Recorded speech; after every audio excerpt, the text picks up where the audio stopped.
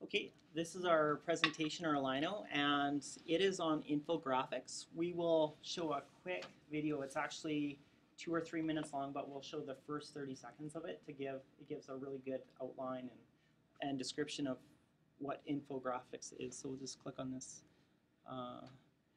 right here, and then come down and we will watch that video right there. We'll talk about some best practices, look at some different kind of Web 2.0 applications that you can use.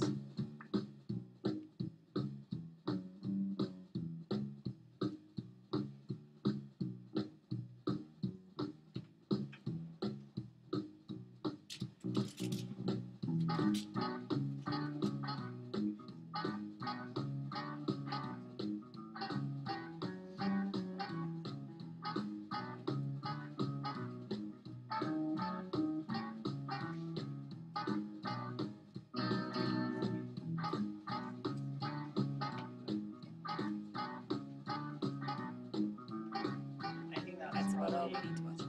pretty good. So it's basically changing a large amount of information into graphics. And that can be animation, or it could just be pictures using charts and different types of So things. what visual literacy allows us to do, or what allows our students to do, is take all of their research that they've done and synthesize that into something that they then present or share with their peers, which then makes it easier for us to assess what they've actually done, because they can't just regurgitate, they actually have to create something new with what they've done. And some of the best practices that is, if you just follow the links that Brenda's put on, you'll find all this. But one of the things that we need to be working with kids on is how to do research and how to cull information from what they're reading, what they're seeing, what they're hearing, how to organize that through brainstorming, how to use some of the tools we're going to show you would be really good for getting feedback on the information they found, and how to make an outline of their information, and then how do I represent that information in a visual way that combines images and text so that it makes it accessible to any learner, any level of reader, anybody who needs to access the information. So it really levels the playing field for a lot of kids in the classroom. So, on to you guys. Some of the examples that I found, I was looking specifically at comic strips, creating comic strips or digital stories. And so some of the examples that I found are here on the green stickies. So Pixton was one that we looked at, and it has free and paid subscription versions. And this is the school version of it. So it's just basically kids can create their own comics. It gives an overview video. This one is quite in-depth. Like, there are a ton of things that they can do with these comics. The other ones that I saw, sorry if you want to go back, were the Read, Write, Think comic creator. This one's a little more basic, so maybe for the younger kids to create, and it's free. It doesn't cost anything. The only downside to this one is it's not cloud-based, meaning that you can't sign up for an account and then have all your comics saved. This is a one-shot deal, so once you make your comic, you either print it or it's gone. But it's a lot more basic, more user-friendly for younger kids. And the Make Beliefs comics, again, is same thing, not cloud-based, so they can make it. This one, they can actually email it to themselves or to friends or print it, but you can't save it on this website. It's free, and this one is kind of nice because you can make comics in different languages as well. So there's French, Spanish, German. Again, user-friendly. And then the other one that I've used, and it wasn't on the list that Brenda gave us, but I thought I'd throw it up there anyway because it's still part of the visual literacy part, is Storybird.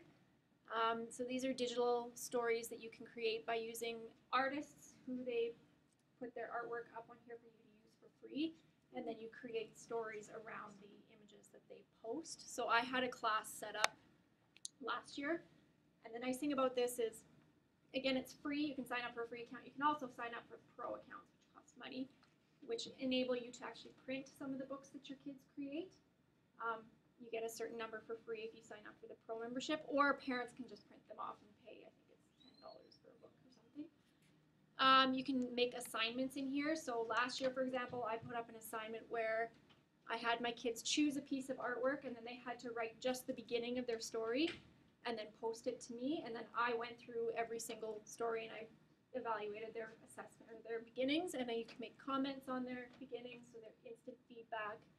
They love using it, and you can go through and actually read other stories that have been published by other authors and by the other kids in their class.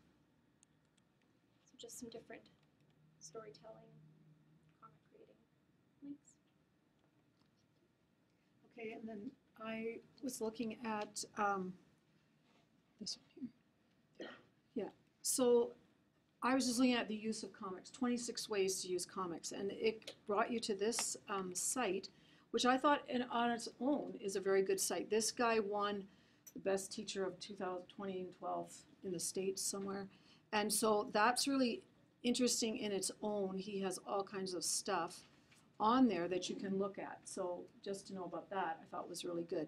And he has a whole list of things that you can look at, how to use Google, etc. But on that, now what happened to the one with the,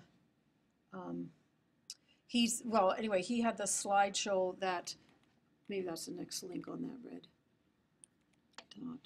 thing. I also lost one. The no, that's the infographic for Kathy Schroeder. Yeah, and one of mine didn't come back up. I guess we're Is it up here? fiddling. No. But if you go, so one of the notes is gone, but if you go, just what Brenda said, 26 ways to use comics. That's a little slideshow. It shows you 26 ways. What amazed me was, you always think about kids making stories, but they showed how to use it to present current events, and how to present a research project in science on oceans. And I don't really think of comics that way, so it just broadened how I thought that, being a science teacher, you could consider it. And but the last slide has an entire list of all kinds of sites to make comics. So that was a nice set. And then the next one, the Kathy Schrock, the next one there. So she has a whole thing about infographics, and she has all on the side all kinds of things to use with infographics as assessment, iPads, literacy in the digital age. So this infographic samples, and then I clicked on some of these, and you can save them and drag them right on a PowerPoint if you want. So they seem so that was a great. So those were two good sites, and there's tutorials. So if you want to learn it, I would probably go there. How to use it as an educator, and then the slideshow just told you places that the kids could go to learn to make their comic. Look at steps to create infographics. Yeah, she's got all kinds of stuff on there. Okay. Okay, and I don't know if you guys want to talk more, but I like to just talk about one last thing, and it's just over on the side over here. So if we can move it over.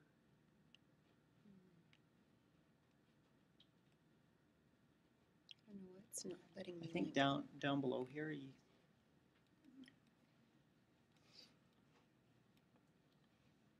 There we go. So this site here is really, I've used it quite a bit this year and the last year. It's a wiki, and if you're looking for different sites for just for whatever, basically, maybe you can just click one on the mapping tools here or graphing tools. It has a whole list of Web 2.0 websites, and it'll show you here, this is the website. This is a description of what the website's about.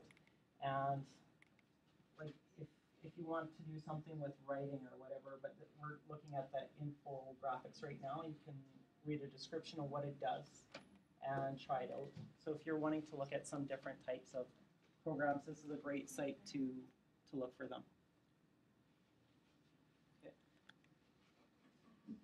And I think we're done. Thank you very much. Visual Literacy Group.